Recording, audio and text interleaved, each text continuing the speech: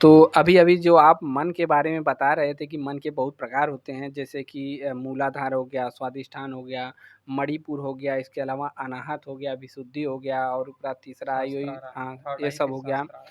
तो ये सब क्या होते हैं, इसके बारे में थोड़ा बताइए?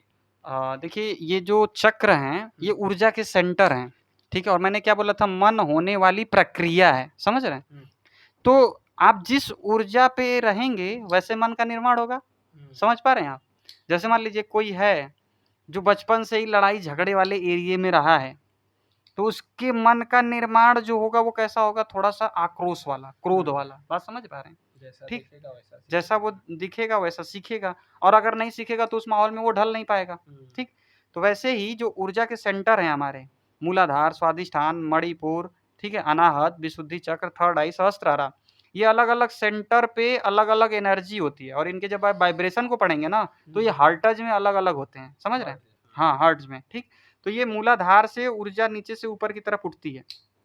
मूलाधार का मतलब पृथ्वी तत्व, बात समझ में आ रहा है? हुँ, तो ये हुँ। हमारा कूल्हा वाला एरिया है, सबसे कूल्हा वाला एरिया चौड़ा रहता है ना, महिलाओं का सबसे ज़्यादा चौड़ा रहता है, तो वो पृथ्वी वाला एरिया है। अब उसमें क्या होता है फिर जल वाला सिस्टम होता है, जहाँ से मल-मूत्र, पेशाब होता है, समझ में आ रहा है? तो वो स्वादिष्ठान वाला एरिया हो गया, ठीक? अब अगर मूलाधार मतलब पृथ्वी, अगर पृथ्वी अकड़ जाए, यानी इंसान एकदम अहंकार से भरा है, चूर-चूर है और अहंकार वाला थॉट्स उसके मन में ज़्यादा रहता है, हर बार हर्ट हो जाता है, हर हुँ, बार उसको दुःख का सामना करना पड़ता है। दुःख क्यों होगा? क्योंकि किसी का अहंकार टूटेगा तभी तो दुःख होगा। तो वो कहाँ पे अटका पड़ा है अभी? मूलाधार पे ही अटका पड़ा है। लेकिन मूलाधार पे अगर ऊर्जा उसकी सेट रहेगी, क्योंकि ऊर्जा के 3 स्तर, या तो माइनस में, या तो प्लस में, या तो न्यूट्रल। तो अगर ऊर्जा उसकी मूलाधार पे सेट है, यानी मूलाधार मजबूत है, तो वो कॉन्फिडेंस से भरा होगा। उसके अंदर असुरक्षा की भावना नहीं रहेगी। जैसे कुछ लोग को रहता है ना, कल क्या होगा? परसों क्या होगा? जो बहुत ज़्यादा भय में रह रहे हैं, हुँ, हुँ। उनका मूलाधार डिस्टर्ब है। वैसे ही थोड़ा स्वादिष्ठान पे पहुँचेंगे तो ये क्या है? जल चक्र। बात समझ में आए? तो जो जल रहे हैं, उनका जल जल रहा जल है, रहा है। समझ पा रहे हैं?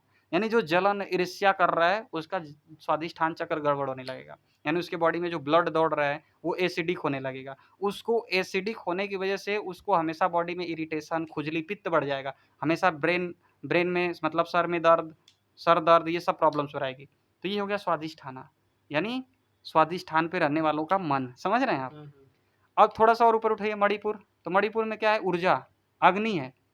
तो ऐसे लोग साहसी होते हैं और जिनका डिस्टर्ब होता है वो ओवर कॉन्फिडेंस होते हैं। बात समझ में आ रहा है? कि ताव में आकर के कुछ बोल देंगे, ठीक? और जिनका कम रहेगा अग्नि, उनका डाइजेशन भी अच्छा नहीं होगा।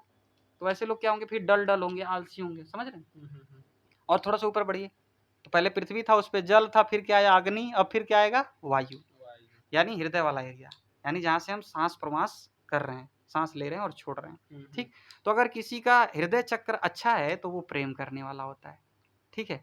और बहुत ज़्यादा ओवर एक्टिव हो गया, क्या होगा? 3 कंडीशन हो सकता है, अंडर एक्टिव, बैलेंस और ओवर एक्टिव, ठीक?